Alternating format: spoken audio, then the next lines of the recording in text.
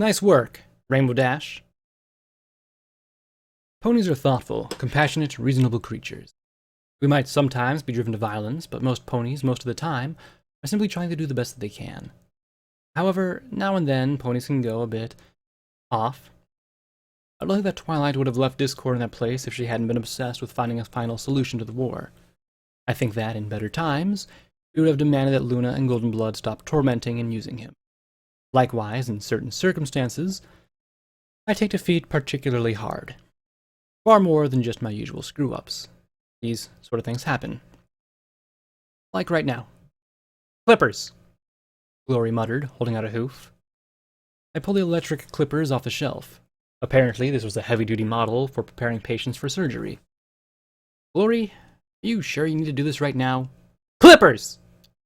I sighed and set them on her hoof. She tapped a button and the blade started to buzz.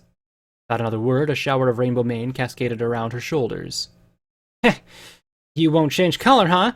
Well then, that means I'm just gonna have to get rid of you! Okay, this was getting a little bit scary. Put a hoof on her shoulder. Glory! Just a minute, Blackjack! She hissed as she moved the clippers along her mane. Finally, she set them down and stood, staring at Rainbow Dash's reflection in the mirror. She pointed a hoof at it. Ha! Can't be Rainbow Dash without the rainbow, can you? The bald blue pony shouted. Glory, I groaned, covering what was left of my face with a hoof. I knew that somewhere, if it still existed, was a little blue weed that was laughing its roots. Scotch, my face, but she wasn't listening. Let me just get to my tail and... She paused and closed her eyes, rubbing her nostrils. Ah! Achoo! She sneezed, and at once her entire mane popped back into existence. She stared, her pupils pinpricks. Then she screamed and threw the clippers with all of her strength at the mirror. Goddesses, damn it! Why won't you go away? She cried as she broke the clippers and the mirror shattered. Pieces tumbled away from the sink basin. Her forehooves seized one of the larger shards of the broken mirror. I'll cut you away! That's it. This was fun while it lasted. A metal hoof smacked the broken shard out of her grasp, and I scooped her away as she started thrashing.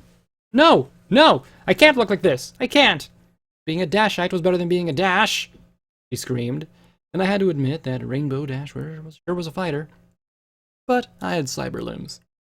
I tossed her onto her back and pinned her. I have to get my face back! I have to be me! I could take it if I was me. I could relate. I wanted my face back too, and I could imagine what she was feeling right now. It would be like me waking up to find myself being Deus, or P21 turning the Overmare. Granted, I didn't see why being Rainbow Dash was so bad, but clearly it wasn't a good thing. You are still you, I said as I stared down into her tear-streaked face. All your memories and things are still yours, right? Do you have memories of living in Ponyville? The answer is yes. Well, hopefully Lacuna could do something. She sniffed and closed her eyes. Last night I dreamed I was in Cloudsdale. It was the second time she'd done the Sonic Rainboom. I dreamed it! I'm turning into Rainbow Dash. I just know it. That damned weed might as well have killed me outright. She sobbed as she pressed her face into the mangled side of my face. Well, it looked like I would need to have a chat with our resident mystic Alicorn for some answers. I sighed and held her tight. Okay, if I started dreaming I was some pony else, I'd be freaked out too. Of course, that had actually already happened to me. But by now I had been more accustomed to the whole freakiness of the wasteland thing. Your Morning Glory, not Rainbow Dash. Morning Glory's a doctor, smart pony, and the mare I love. Okay? I said quietly as I looked into her terrified and upset eyes. Right now, there are two ponies who need Morning Glory's help, not Rainbow Dash's. For some reason, my words didn't seem to comfort her. I don't want to fade away, she sniffed. I don't even know if it's safe for me to use the auto dock anymore. Not now. Not when I don't know what's me and what isn't me. You have to. Please? I said softly, stroking her rainbow mane and looking down into a stranger's eyes. You need to prove your Morning Glory. To yourself. I don't know what that stupid weed did. but I know that Morning Glory is tough enough to overcome it. She sniffed, not looking convinced at all as I moved off her. She sat up slowly.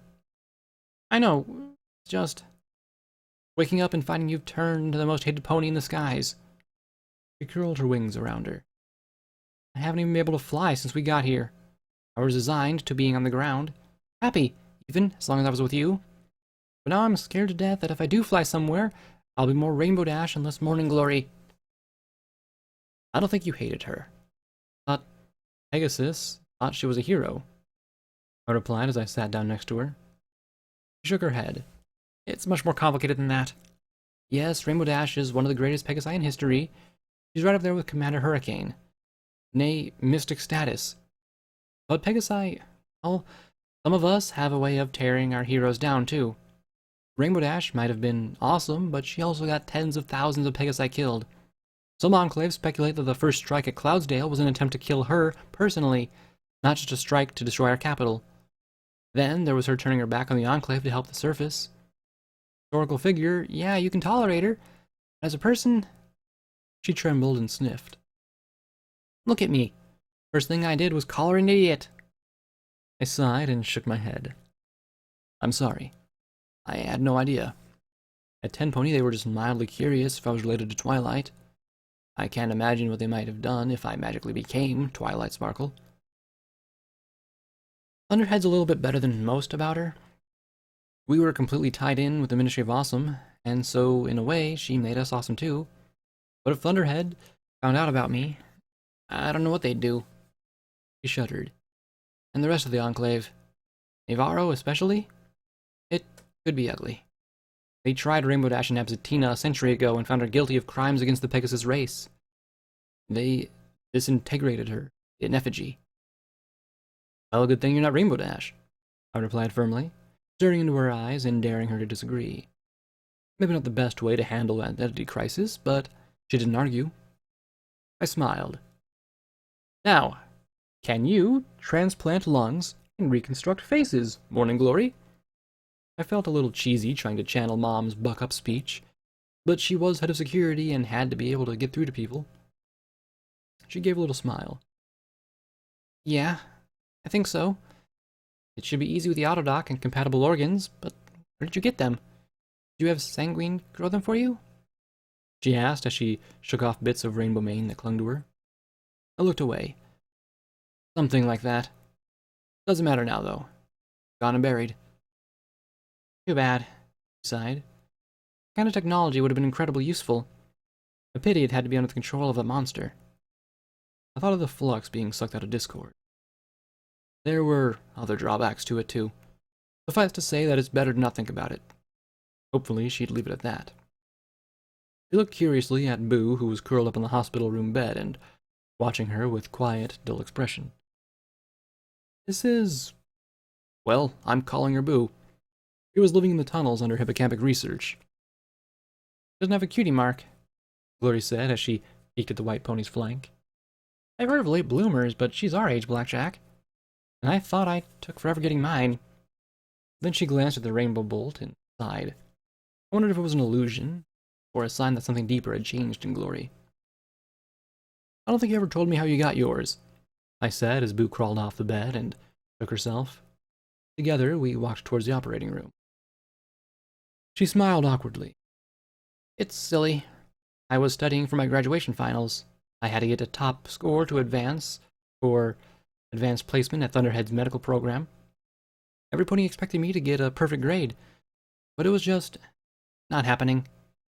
I was making mistakes and getting things mixed up in my head. I was tired and exhausted trying to study. Being a smart pony sounds hard, I said with a smirk. She smiled along with me. I was glad to see that some attempt had been made to clean up the blood. Freaky as this neatness was, it belonged in this. Still, I wouldn't have minded a little litter. Maybe some water-stained tiles. Maybe. But we also tend to get shot up less, too. So there's that plus side, she said with a smile. I was at the end of my limits, just about to quit and go to the basic courses. It would have meant 3, maybe 4 more years of studying before I got into medical school. But then I realized that I didn't have to memorize 300 isolated facts. If I started with the heart, I'd memorize the facts about the heart, then the blood vessels it was connected to, then what organ systems were connected in which order. It was like a sunrise that drove out all the darkness, and suddenly I could see everything. She flushed a little, hanging her head. Guess you'd have to see one to really know. I've seen the sun. Granted, it was in memories and the like rather than with my own eyes. But I guess I can understand. It explains you. Better than this thing does, she muttered, looking at the lightning bolt. Isn't it similar, though? I mean, you were confused, and then, bam! You figured it out. My shout made Boo jump from behind. The blue Pegasus smiled sympathetically, and we paused long enough for the pale mare to relax. So, your epiphany came like a bolt out of the blue. And you're good at connections, so the rainbow color is how that's all related. I mean, I just shoot things. But you know all about repairing and medicine and energy weapons and stuff. I think you're stretching it now, he murmured, but looked a little more at ease. She might not like her body or cutie mark she was borrowing, but she didn't have to hate it. So, tell me everything that happened after Lacuna teleported us away. I started to talk, but then I closed my mouth again and reconsidered. The goddess needed to know as well. I owed her.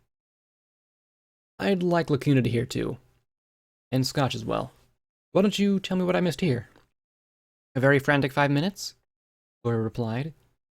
Scotch had stopped breathing, her eyes were terribly damaged, and she was going into shock. We were lucky. When we arrived, Archibald was in the room, trying to determine how the pods get them to move to Elysium for his father. They had one all wired up and everything. To argue, but Lacuna was very persuasive. Shouted telepathic insults will have that effect, came her smooth voice in my mind. Then she asked, in a more formal, imperious tone, What did you learn at Hippocampic Research? Was Chimera intact? Hello, goddess? The facility was a wreck. We got enough of it to work to make some spare parts for myself and Scotch. Unfortunately, the security systems were attacking us. I had to destroy what was left to get away. The purple alicorn snorted. Very well. I expect the other will be in Canterlot soon if she finishes mucking about with the Rangers. Hopefully she'll have better results. I started to turn away. I freed Discord. That made her freeze in her tracks. Then she slowly turned to look at me in shock. You did what? I freed him, I replied firmly as I trotted up towards her. It was the least I could do after Twilight left him there, trapped in that star metal coffin. Her shock gave way to anger, but I didn't let up. You knew what was being done to him. You knew! But all you cared about was figuring out how to make alicorns.